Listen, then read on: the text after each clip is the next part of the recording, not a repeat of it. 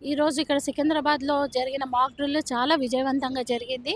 అంటే ఈ mock drill ద్వారా ప్రజలకు చాలా ఉపయోగకరము. ఈ రానున్న జనరేషన్స్ ఇప్పుడు యువతకు గూడా అంటే ఇటువంటి అవగాహన లేదు కాబట్టి, సో ఇట్లాంటి బాంబింగ్ జరిగినా గానీ, టెర్రరిస్ట్ అటాక్ జరిగినా, మన మధ్యలో వార్ జరిగినా గానీ, ఇండియా, పాకిస్తాన్ మధ్యలో ఎట్లా మనం అప్రమత్తంగా ఉండాలి, ఎలా స్ట్రాంగ్‌గా ఉండాలి, పానిక్ అవ్వకుండా ఎలా ఎదుర్కోవాలి అనేది చాలా కళ్ళకు అద్దినట్టుగా చాలా ఈ 12, 14 డిపార్ట్‌మెంట్స్ గూడా చాలా చక్కగా మాక్ చేసినాయి. అలాగే రెసిడెంట్స్ గూడా ఉన్నారు. వాళ్ళు గూడా చాలా చక్కగా మాక్‌కి సహకారాలు అందించారు. సో, మేమందరం గూడా ఇక్కడ ఒక పార్ట్ ఆఫ్ మన కాంట్రిబ్యూషన్‌గా నేషన్ కోసము మేము అందిస్తున్నాము.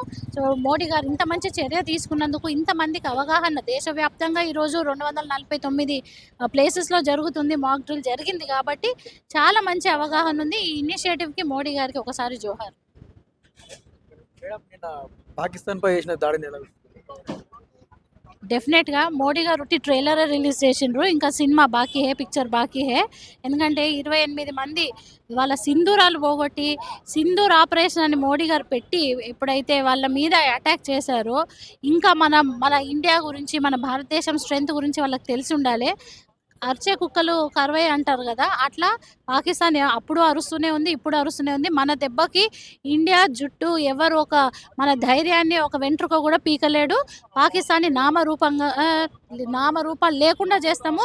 వరల్డ్ మ్యాప్‌లో పాకిస్తాన్ లేకుండా చేసేదాకా మేము నిద్రపోము. హిందువులమందరం గూడా మన సిటిజన్స్ అందరం గూడా. కొందరు ఏమంటారు అంటే ఇప్పుడు ఈ యుద్ధాల వల్ల ప్రజలకి మన దేశానికే భారీ నష్టం అవుతుందని అంటారు. దేశానికి ఎక్కడ నష్టమైతుంది? ఇట్లా ఊకున్నా కొద్దీ ఇంకా మన మీదకే వస్తారు. కాశ్మీర్ అందాలు చూస్తానికి పోయినోళ్ళ మీదకే టెర్రరిస్ట్ అటాక్ చూసిండ్రు మీరు. 4 రోజులయింది పెళ్లి చేసుకొని హ్యాపీగా కాశ్మీర్‌కి పోతే గూడా పహల్గామ్‌లో ఇట్లాంటి టెర్రరిస్ట్ అటాక్ దొరికింది. కానీ మనం ఇట్లా ఊరుకున్న కొద్దీ ఎక్కువ చేస్తారు గదా! సో, మనమే ఇప్పుడు టెర్రరిస్ట్ బేసెస్‌ని అటాక్ చేసినాం కాబట్టి, ఈ ఒక్కసారికే దీన్ని విధ్వంసం చేసేసి తర్వాత పాకిస్తాన్ కూడా మళ్ళీ ప్రతిఘటన చేసే అవకాశం ఎంత చేస్తది పాకిస్తాన్ శక్తి ఎంతుంది ఈ భారతదేశం శక్తి మేరకు. సో, అట్లాంటి చిన్న చిన్న అరిచే కుక్కలకి, తాటాకు చప్పుళ్ళకి ఎవరు భయపడేది లేదు. దీనివల్ల ఇప్పుడు ప్రతి ఒక్క ఇండియన్ గూడా, ప్రతి ఒక్క సిటిజన్ గూడా చాలా అప్రమత్తంగా ఉన్నారు. అండ్ మేమందరం గూడా యూనిటీగుండి we will stand for the nation, we will stand for PM Modiji అని అందరూ ఒకటే నినాదంతోనున్నారు. పార్టీలకు అతీతంగా, కులాలకు అతీతంగా, మతాలకు అతీతంగా అందరూ గూడా we are supporting Modiji. Whatever decision he is taking we are with him. ఎందుకంటే ఆయన దేశం గురించి ఏం పోరాడుతున్నారు, ఎంత చేస్తున్నారు మాకందరికీ తెలుసు. సో, ఈ ఉగ్రవాద కంట్రీని గూడా ఎట్లా నాశనం చేయాలో వాళ్ళు కూడా స్కెచ్‌లేస్తున్నారు. మేమందరం సపోర్టివ్ ఉంటాం. అసలు ఎక్సెప్ట్ చేసిర్రా ఈ ప్రతిఘటన దాడి ఉంటది భారత్ నుండి అని? నిజంగా ఎక్స్‌పెక్ట్ చేయలేదు. అదే కాబోళ్ళు తెలివైన ఇదంటారు. సో, ఆపర్చునిటీ వచ్చినప్పుడే చెప్పాలి.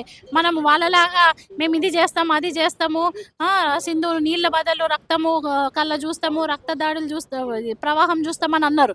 కానీ చేసిందేం లేదు. మనం చెప్పకుండా తెలివిగా ఏ టైంలో ఏం చేయాలో అది చేసిండ్రు. అది మన పీఎం మోడీ గారికి ఎలా తీసుకోవాలో, స్ట్రాటజీ ఎలా చేయాలో వాళ్ళకందరికీ తెలుసు. So many departments are working behind it. So, మనమందరం గూడా ఎటువంటి టెన్షన్ లేకుండా హ్యాపీగా ఇటువంటి సిట్యుయేషన్స్ వస్తే పానిక్ గాకుండా ఉండడానికి మాక్ డ్రిల్ చేయడం జరిగింది. ఈ ట్రయలే అంటున్నారు కదా! మళ్ళీ తర్వాత కూడా ఇంకా దాడి జరిగే అవకాశం ఉంటే సో, అప్పుడు పానిక్ కావద్దు అనేసి ఇది మాక్ డ్రిల్. రాదు 110% రాదు.